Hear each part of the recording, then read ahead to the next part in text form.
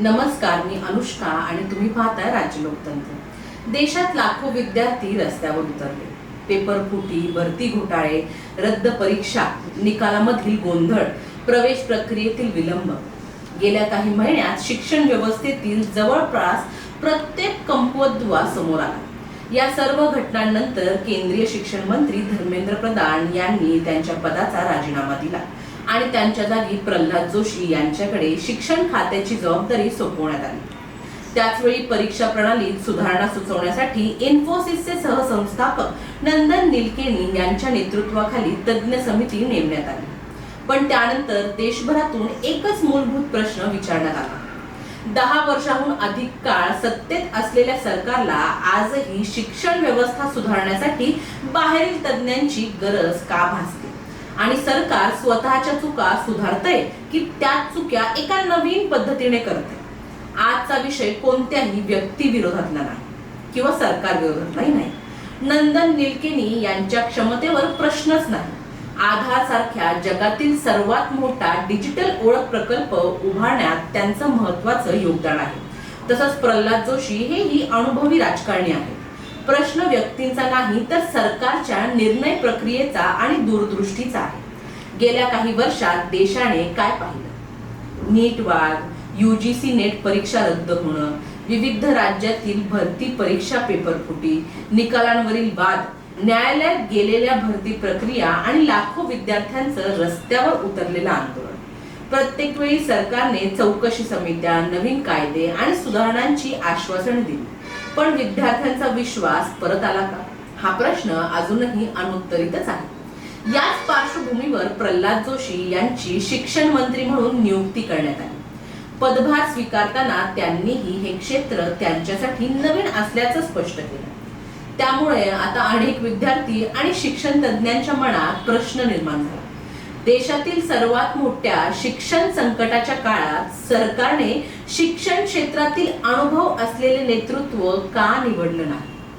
शिक्षण, परीक्षा प्रणाली आणि विद्यापीठ प्रशासनाच्या प्रत्यक्ष अनुभव असलेल्या व्यक्तीऐवजी प्रशासकीय अनुभवावर भर का देण्यात आला? प्रल्हाद जोशी यांच्या राजकीय कारकिर्दीतही काही निर्णयांवर मोठी राजकीय टीका झाली।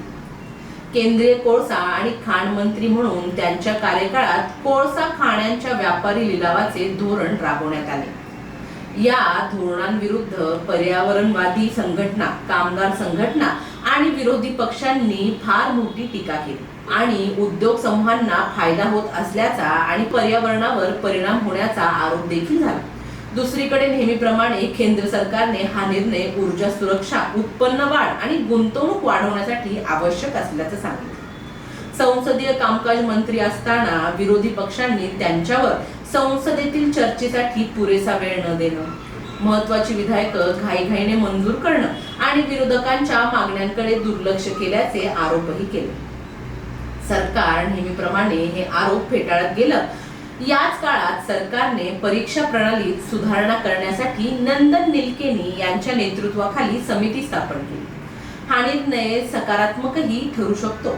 बाहेरील तज्ञांकडून सूचना घेणं हे आवश्यकच आहे, यात काही गैर नाही। पण प्रश्न असा आहे की मग शिक्षण मंत्रालयाकडे स्वतःची धोरणात्मक क्षमता आणि दूरदृष्टी आहे का? आणि जर आहे तर ती दिसत का नाही? जर प्रत्येक मोठ्या संकटानंतर सरकारला बाहेरील तज्ञांची आठवण होत असेल तर ती दीर्घकालीन योजना आहे की संकटानंतरची प्रतिक्रिया? आणि जर नेमणूक करायचीच आहे मग ती आधी का नाही? सरकारसमोर माहितीचा अभाव नाही। अनेक संसदीय समित्या, राष्ट्रीय शिक्षण धोरण, शिक्षण आयोग, नीती आयोग आणि विविध तज्ञांनी वर्षानुवर्ष परीक्षा सुधारणा, भरती प्रक्रिया आणि डिजिटल सुरक्षेबाबत शिफारसी सुद्धा केल्या। पण प्रश्न अहवालांचा किंवा सूचनांचा नाही, प्रश्न अंमलबजावणीचा आहे। जर शिफारसींची अंमलबजावणीच वेळेवर होत नसेल तर प्रत्येक वेळी नवीन समिती नेमल्याने विद्यार्थ्यांच्या आयुष्यात काही बदल होणार नाही। शिक्षण व्यवस्थेतील समस्या केवळ तांत्रिक नाहीये, हे लक्षात घेतलं पाहिजे। परीक्षा सुरक्षित करण्यासाठी तंत्रज्ञान उपयुक्तच आहे, पण भ्रष्टाचार, उत्तरदायित्वाचा अभाव, भरतीतील विलंब, प्रशासकीय निष्काळजीपणा आणि निर्णय घेण्यातील विलंब या समस्या काय फक्त सॉफ्टवेअरने सुटणार नाहीयेत। त्यासाठी सक्षम प्रशासन, स्पष्ट जबाबदारी आणि राजकीय इच्छाशक्ती आवश्यक आहे। लोकशाहीत सरकारचे मूल्यमापन केवळ हेतूंवर नाही तर परिणामांवर होतं.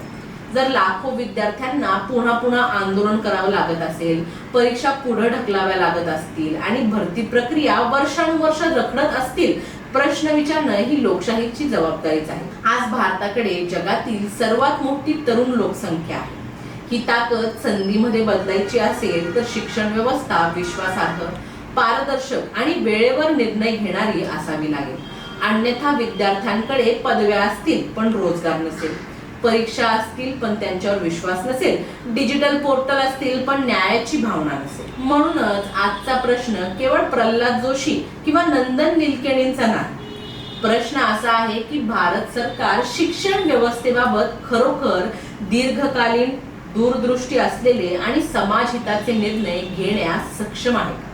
की प्रत्येक मोठ्या संकटानंतर मंत्री बदलणं, समित्या नेमणं आणि नवीन घोषणा करणं एवढ्यावरच सुधारणा थांबणार आहेत. आज विद्यार्थ्यांना समित्यांपेक्षा विश्वास हवा, घोषणांपेक्षा वेळेवर परीक्षा हवी आणि नवीन पोर्टलपेक्षा पारदर्शकता हवी आणि सर्वात महत्त्वाचं म्हणजे जबाबदारीचं उत्तरदायित्व घेणारा व्यक्तिमत्व आणि सरकार हवी आहे.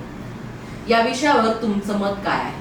सरकार योग्य दिशेने पावलं उचलत आहे की अधिक मूलभूत सुधारणा यामध्ये आवश्यक आहे?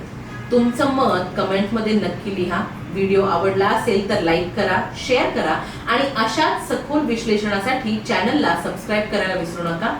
धन्यवाद. दैनिक राज्य लोकतंत्र.